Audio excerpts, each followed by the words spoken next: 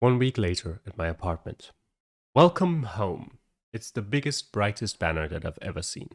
Well, the biggest one that fits across the ceiling of my living room, and it's still too big. It droops rather sadly in the middle, considering the cheerful message it proclaims in shimmering letters. I blink at it for a long moment as I linger in my doorway, my hand on the door handle. After receiving a call that my apartment was finally fixed, I'd come to check on it, not expecting the explosion of streamers and glitters that have been thrown haphazardly across my living room. Tina bounces out from beneath a bunch of balloons, her hands spread as wide as her grin. Welcome home, Jules. Hmm.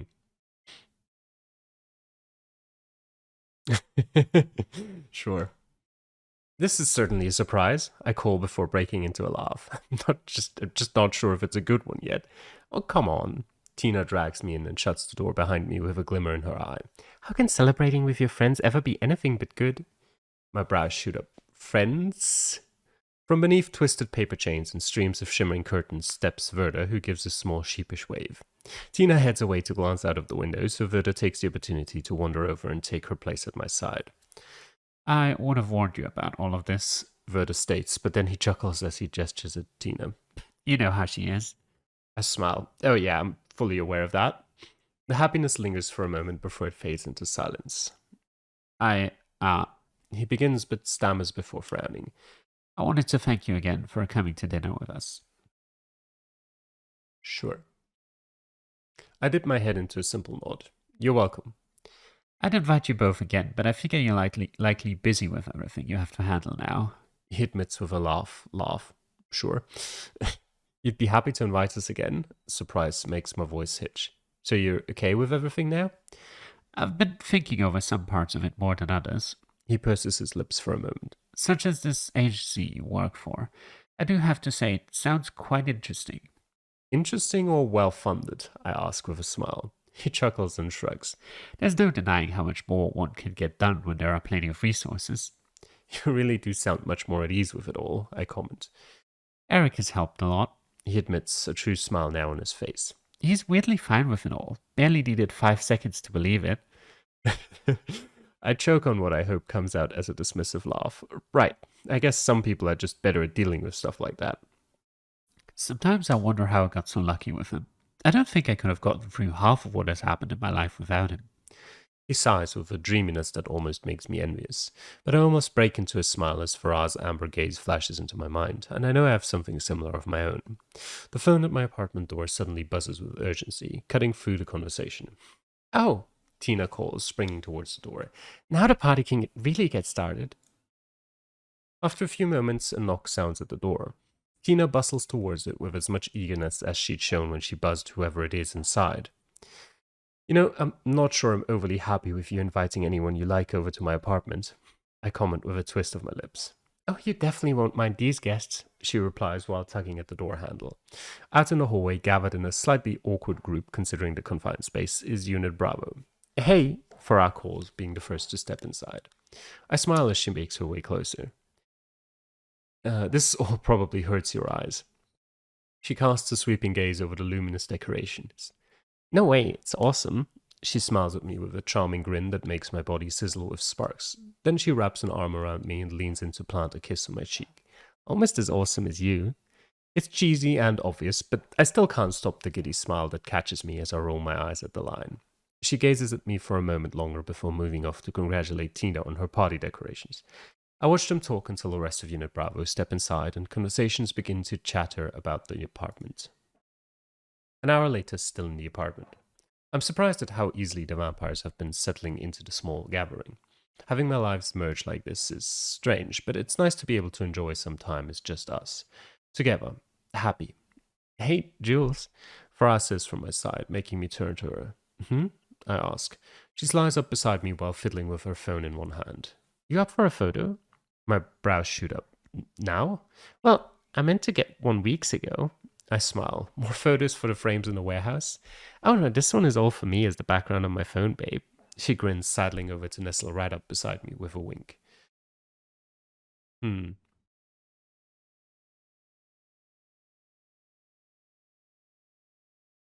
Begrudgingly. Sure.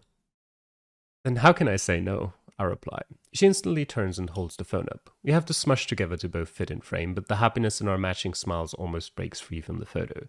The image captures and we both lean in to look at it. It's perfect, she announces. I shake my head with a chuckle. She wanders away trying to show a less than enthusiastic Morgan our photo. I look to the rest of my guests who all still seem pretty happy where they are. It's a relief I haven't had to play host too much. Though I wonder if I should regret not taking charge as Tina suddenly announces with a gasp, "We should play Never Have I Ever." Ava arches a brow. "That sounds like it would not be something I'd enjoy." "Have you ever played it?" Tina asks, swinging one hip as she places her hand on it. No, she replies while glancing away. "Then you don't know until you try," she states, gathering everyone around the coffee table, where people sit where they can on the sofa and chairs. Fry and I sit tangled together in the largest armchair. "Okay, so the concept of the game is simple," Tina says as she sorts out a bunch of shot glasses and a couple of bottles of spirits and slams them on the coffee table.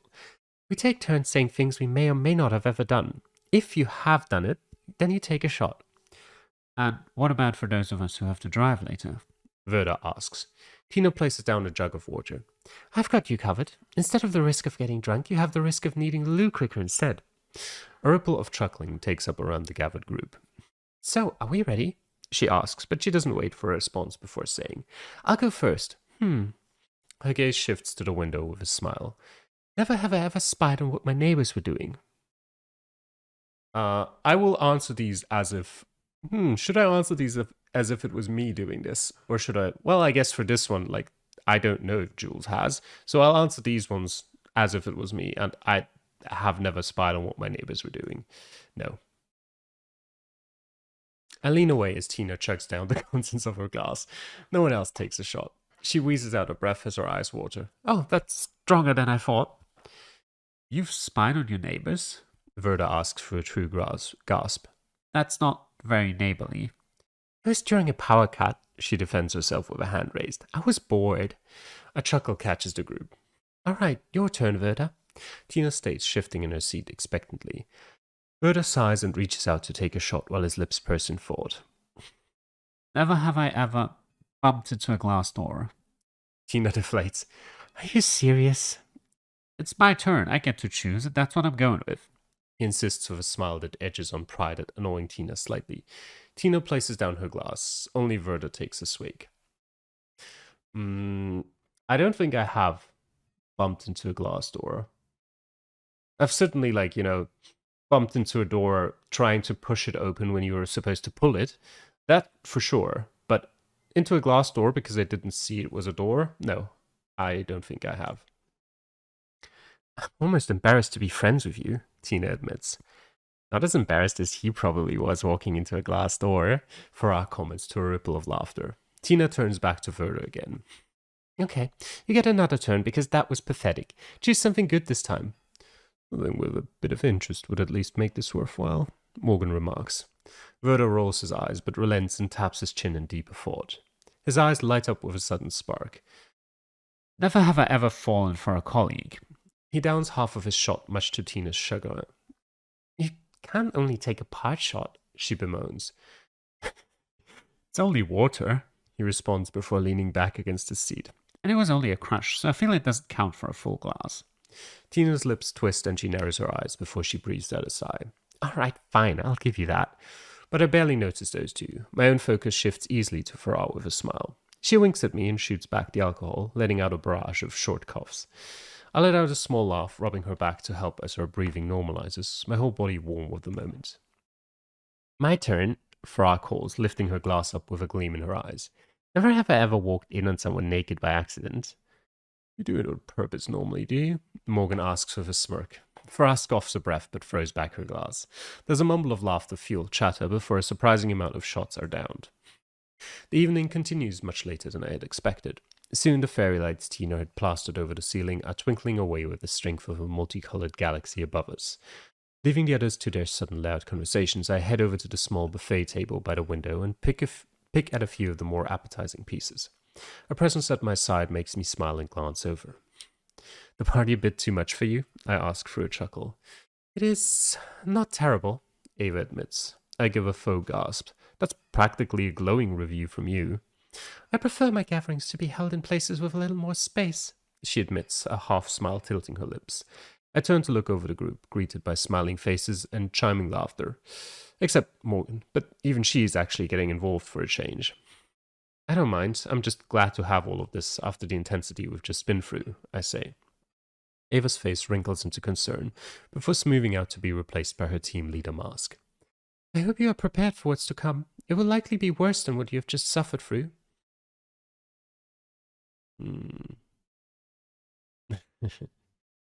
Yeah, sure.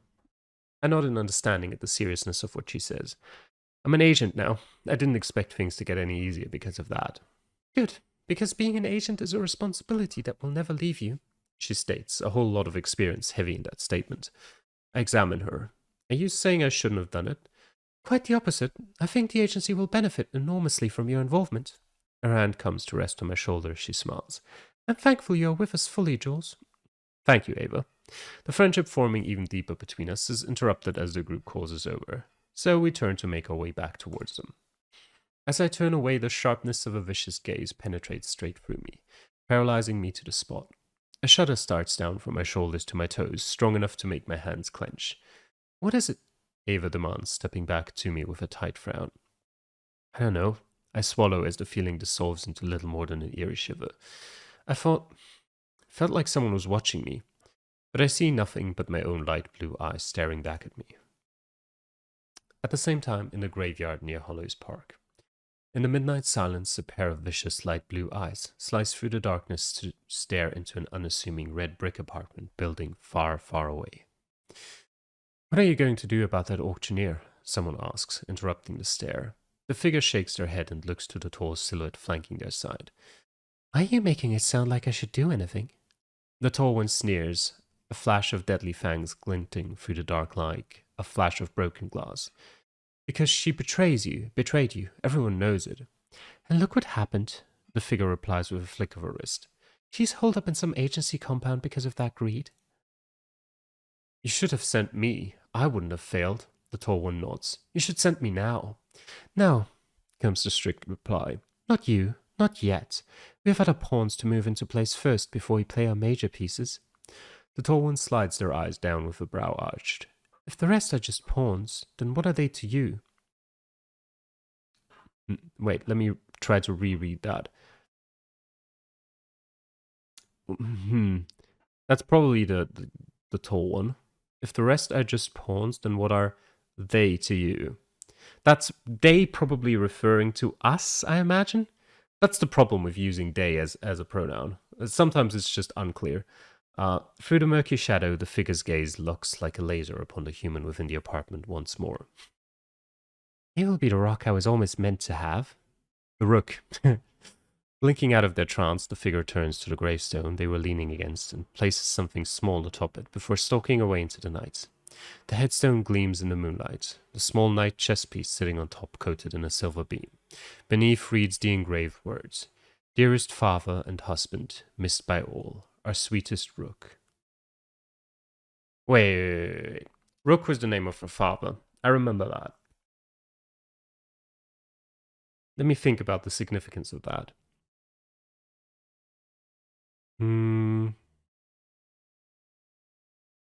Maybe he had an affair with like a supernatural or something.